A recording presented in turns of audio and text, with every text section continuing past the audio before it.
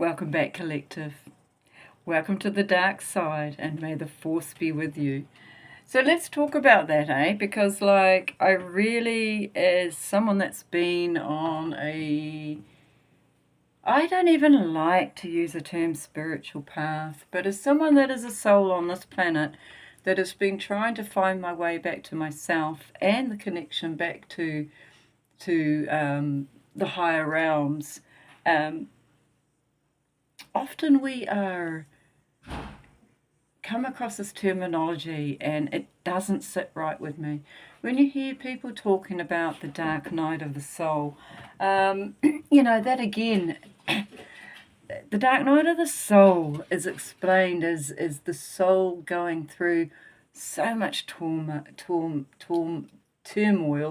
and so much pain in order to reach this bright, lovely light. And I hate the fact that people describe light as this fluffy, cloudy, amazing thing, entity, while dark is described as, bad and evil and everything, coming at you. For me, that's a really limiting belief system. You come across. I have a friend who is her energy is very light.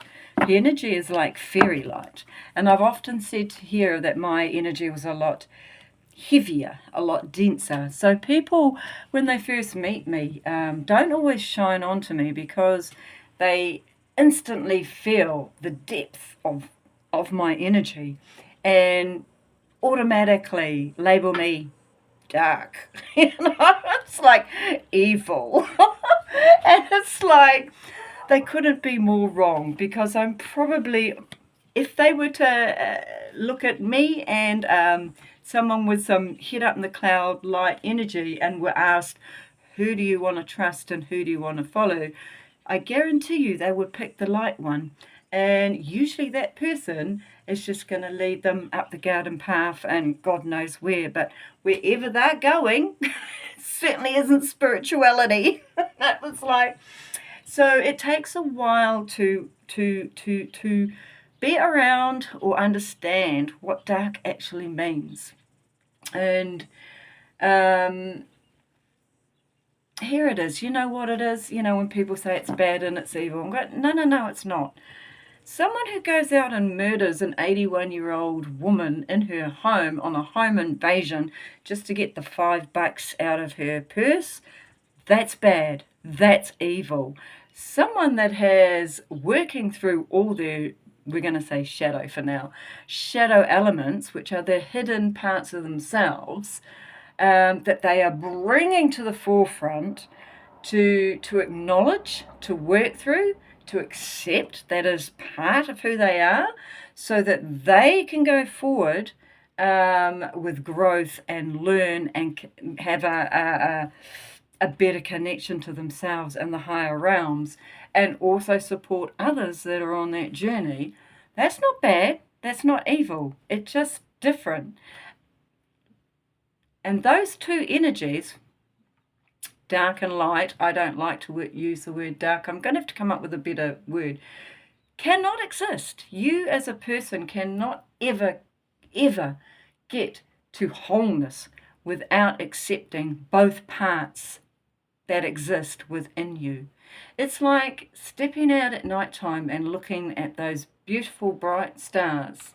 Without the dark, you would never see those stars. So the dark in the background illuminates and highlights these bright stars. And I actually heard a monk explaining about the demon hand and the demon heart. He says, if you have a demon hand and a demon heart, it's no good. That is pure evil. That will bring pure evil into the world.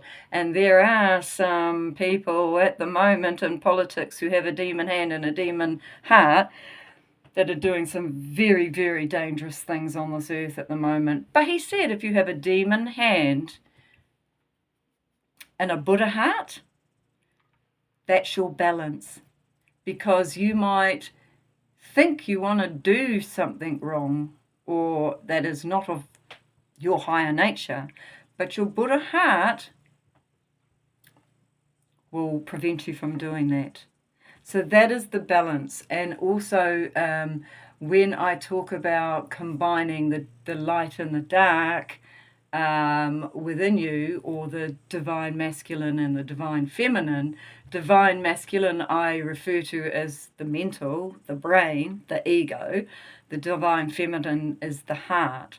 Quite often our brain processes and our ego part of ourselves will override the intuition part of our heart, and that gets buried. And so there is an imbalance. There is an imbalance there. When you can bring your brain and your heart into balance so that you can think and feel and express on one level, then you know that you are on the right path. You know that you have found the key to expressing and exploring and finding yourself and connecting to the higher realms and your higher self much faster. If you're only thinking out of the brain, the divine masculine or the dark side, welcome to the dark side, and you ignore that the divine feminine and the intuition part of yourself, there's going to be an imbalance. You're never ever going to experience things through emotions and expressions in the correct way. They will always be out of balance. They will always be overly active or underactive. So bringing those two energies together and learning to bring them together within yourself rather than separate them and live only totally in one or totally in the other. The greatest power is to combine those two within yourself, where you will find wholeness. And I drew a rune and a card to try and, when I was doing this, how do I actually bring this information over to help people? And the rune I got was Hagalaz. Hagalaz would be the dark side, the Darth Vader of the runes. And I got the card coming together, which would be the light side, which would be the feminine intuition. Hagalaz is feared by many people when it comes to the runes, with due notice, because this card actually, this rune represents the great disruptive rune. Now, this would be considered a dark rune, but what it actually does is it brings up the opportunity to free you from your limited belief systems, to free you from being stuck. It brings up challenges that as opportunities for you to learn, how do I overcome these challenges? How do I move forward? And this rune is also denoted by hail, but it is called the great disruptor. But it is a rune of change, and this is where people often don't want to look at or analyze themselves or pull up these disruptive behaviors that happen in themselves, because they can't face change, and they can't face the pain of the process of going through pain. So they call it dark. So everyone's going, "Ooh, no, not going to the dark side. I'm going to stay with the light and fluffy side," which is just as bad, can bring you just as bad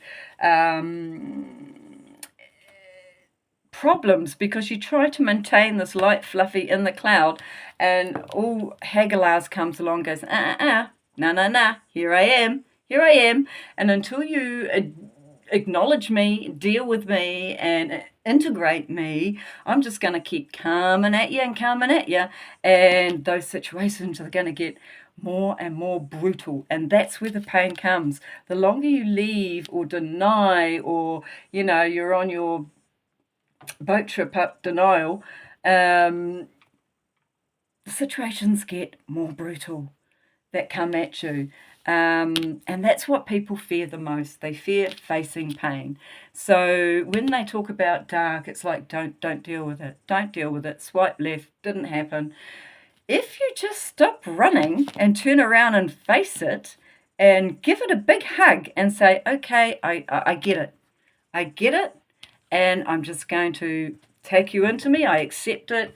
I forgive myself, which is a really big one. You will see Hagalaz just melt away, because the next rune after Hagalaz is Nathis and then Isa.